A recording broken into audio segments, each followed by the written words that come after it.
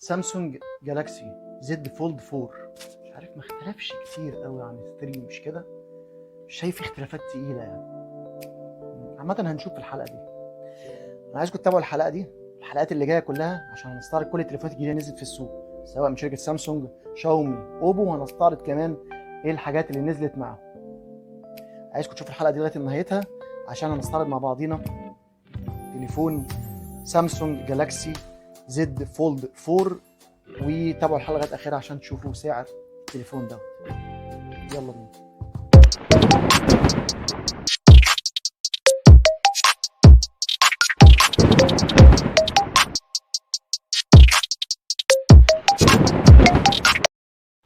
اعزائي المشاهدين في كل مكان، ازيكم؟ اخباركم ايه؟ يا رب تبقوا بخير.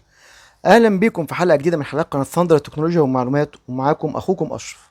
ولو اني يعني التحمس بتاعي، او انا مش هقول غير متحمس، ولكن بالنسبه للسامسونج جالاكسي زد فولد 4 والفليب 4 مش مختلفين كتير قوي عن بتوع السنه اللي فاتت، الا في شويه حاجات بسيطه جدا وفروقات هنذكرها، وهنذكر السعر كمان الغريب جدا اللي نازل بيه التليفونات ديت في اخر الحلقه ان شاء الله باذن الله.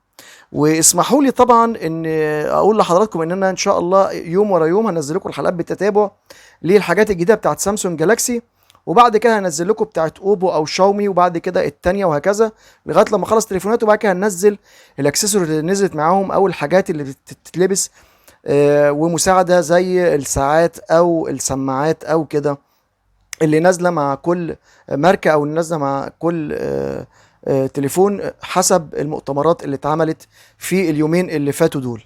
ولكن خلونا دلوقتي في السامسونج جالاكسي زد فولد 4.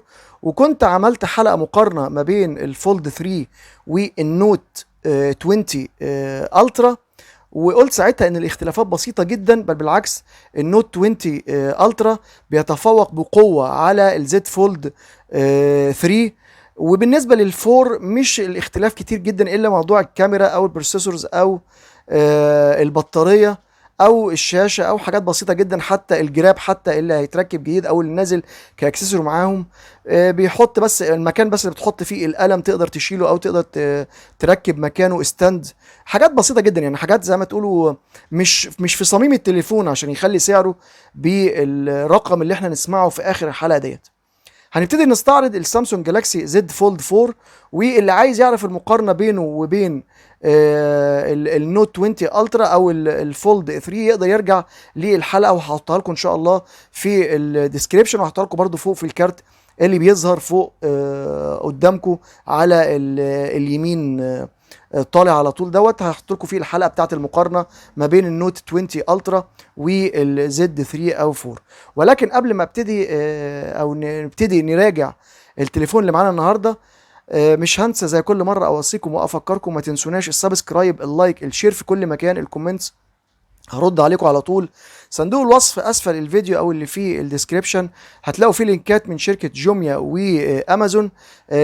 ما تنسوش تخشوا وتاخدوا فكره عن المعدات وتشتروها دعما للقناه. يلا مع بعض نبتدي نراجع مع بعضينا السامسونج جالاكسي زد فولد 4 الجديد اللي نزل من سامسونج، ونشوف مميزاته وعيوبه ايه. يلا بينا. طيب بالنسبة للتليفون أعلن عنه في المؤتمر في 10 أغسطس 2022، وهيبتدي يطرح للبيع على قدر الإشاعات اللي طالعة عالميا 25 أغسطس 2022، وأعتقد إنه في مصر هيطرح برضه للبيع في الوقت دوت إن لم يختلف يعني. الأبعاد بتاعته في حالة الأنفولدبل بتبقى 155.1 في 130.1 في 6.3، وده لما بيبقى طبعا كبير او مفتوح يعني. اما في حالة الفولدد هيبقى 155.1 في 67.1 في 14 او 15.8. الوزن الرسمي اللي نازل بيه 263 جرام.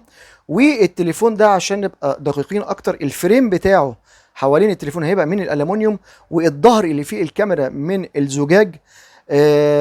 اما التليفون نفسه فهيبقى جاي بطبقه الحمايه جوريلا جلاس الفيكتس البلس. اما الجزء الامامي فقط هو اللي هيبقى من البلاستيك الشيك شويه، ده في الجزء الامامي اللي هو الشاشه الاماميه يعني. التليفون ده بياخد لغايه شريحتين اتصال، وبياخد واحده اي اس اي ام المستخدمه بره. وللاسف التليفون ده مقاوم للمطر او للميه فقط، وليس مقاوم للاتربه. ولكن هو على ما بيقولوا بالظبط ان هو مقاوم جدا لدرجات السقوط والخربشه والسكراتش والكلام ده. التليفون ده طبعا بيدعم القلم، كتابة القلم. حتى هم عاملين كفر جديد، القلم بيتحط فيه الظهر، الجزء اللي بيتحط فيه القلم ممكن تفصله وتركب فيه او مكانه جزء بيبقى زي الستاند او تخليه ستاند، يعني حاجه زي نوع من الفانتازيا شويه يعني، عشان او السهوله شويه عشان تخليك تقدر تستخدم التليفون دوت يعني. طيب هنيجي بالنسبة للشاشة، سواء الشاشة الداخلية أو الشاشة الخارجية. هي من النوع الديناميك الاموليد ال 2 اكس، الريفريش ريت بتاعها 120 هرتز، وبيدعموا ال اتش دي ار ال 10 بلس، والنتس بيوصل ل 1200 نتس، ودي حاجة قوية جدا. اما في حالة الفيلدبل فالشاشة مساحتها بتبقى 7.6 انش، قوة استحواذ 90.9%. وريزوليوشن الشاشه ساعتها بيبقى 1812 في 2176 بقوه استحواذ 373 بي بي اي. اما بالنسبه وهو مقفول فالشاشه الخارجيه مساحتها 6.2 انش بريزوليوشن 904 في 2316 بكسل، بقوه برضو 374 بي بي اي. النظام المستخدم في التليفون ده هيبقى اندرويد 12 ال، او المحسن شويه قبل ما نخش في الاندرويد الجديد السنه الجايه ان شاء الله. والواجهه هتبقى من نوع ال1 يو اي 4.1.1. البروسيسور المستخدم، وده باختلاف البروسيسور بتاع السنه اللي فاتت في الفولد 3، هيبقى من شركه كوالكوم، هيبقى سناب دراجون ال 8 بلس الجيل الاول، وده 4 نانومتر. وزي ما احنا عارفين ان البروسيسور ده اوكتا كور او ثماني النواه. الكور الرئيسي او الكاستم بقوه 3.19 جيجا هرتز كورتكس اكس 2، ده المسمى بتاعه. ثلاث انويه المتوسطه بقوه 2.75 جيجا هرتز كورتكس اي 710، ده المسمى بتاعه. الاربع انويه الموفره للطاقه بقوه 1.80 جيجا هرتز كورتكس اي 510. كارت الادرينو كارت الشاشه او الجي بي يو هيبقى من نوع الادرينو 670. التليفون ده ما بياخدش كروت ميموري، ولكن بتنزل منه او هينزل منه ذاكره لا اما 256 لا اما 512 لا اما 1 تيرا رام. نوع الذاكره تبقى من نوع اليو اف اس 3.1 لتداول سرعه الداتا والبيانات في القرص داخل ال او الذاكره داخل التليفون يعني. اما الرامات فبينزل راماته واحده 12 جيجا بايت رام. نيجي بالنسبه للكاميرات اللي حصل فيها تعديل بسيط. الكاميرات اللي فاتت كانت 12 12 12 ثلاث كاميرات، اما الكاميرات المره دي فهم ثلاث كاميرات برضو، ولكن الكاميرا الرئيسيه الوايد 50 ميجا بكسل فتحه عدسه 1.8 مدعمه بدول بكسل بي دي اي اف والاو اي اس والاوتو فوكس. الكاميرا التليفوتو بقوه 10 ميجا بكسل فتحه عدسه 2.4 بتدعم البي دي اف والاو اي اس، ودي اوبتيكال زوم 3 اكس. والكاميرا الالترا وايد دي 12 ميجا بكسل فتحه عدسه 2.2. والثلاث كاميرات او معاهم فلاش ال اي دي فلاش بيدعم تصوير اتش دي ار والبانوراما. تصوير الفيديو بيوصل تصوير الفيديو لغايه 4K بفريم 60 فريم بير سكند. اما الكاميرا السيلفي فهي اندر ديسبلاي تحت الشاشه برضو، زي اللي احنا شفناه في الكاميرا في قصدي التليفون السنه اللي فاتت. وهما طبعا هيبقوا كاميرتين، الكاميرا الداخليه اللي هي تبقى تحت الشاشه ودي بتبقى 4 ميجا بكسل فتحه عدسه 1.8 ومش باينه قوي زي بتاعت السنه اللي فاتت، ودي عريضه. اما الكاميرا الخارجيه اللي هي بتبقى على الشاشه الصغيره اللي بره دي هتبقى باينه 10 ميجا بكسل في المنتصف، طبعا هي في الاعلى هتبقى 10 ميجا بكسل فتحه عدسه 2.2. وبيدعموا الاثنين تصوير الاتش دي ار، والاثنين بيدعموا تصوير الفيديو لغايه 4K بفريم 30 فريم بير سكند. نيجي بقى لللاود سبيكر، طبعا حدث ولا حرج، هو استيريو والسبيكرز موجود اسفل واعلى التليفون. وللاسف التليفون ده ما بيركبلوش الجاك 3.5، ولكن بيدعم طبعا الصوتيات من الاي كي جي.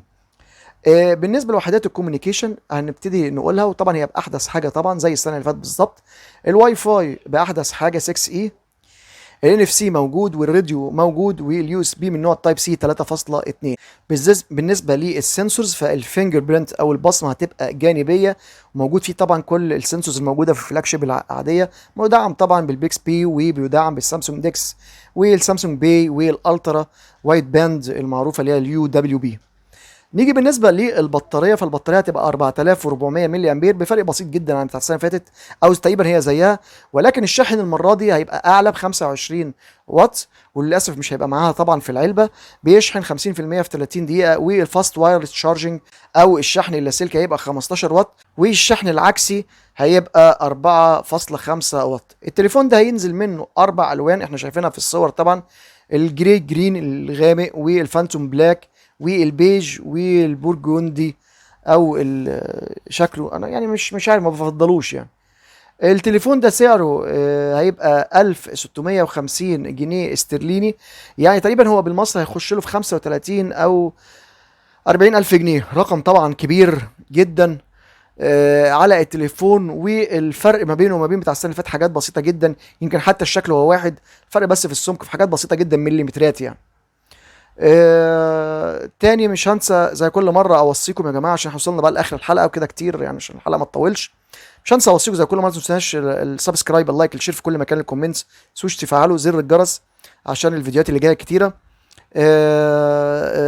صندوق الوصف فيه لينكات من شركه جوميا وامازون، خشوا بصوا عليها وخدوا فكره، لو عجبتكم حاجه اشتروها دعما للقناه. شكرا جدا لحسن استماع حضراتكم، وسلام عليكم.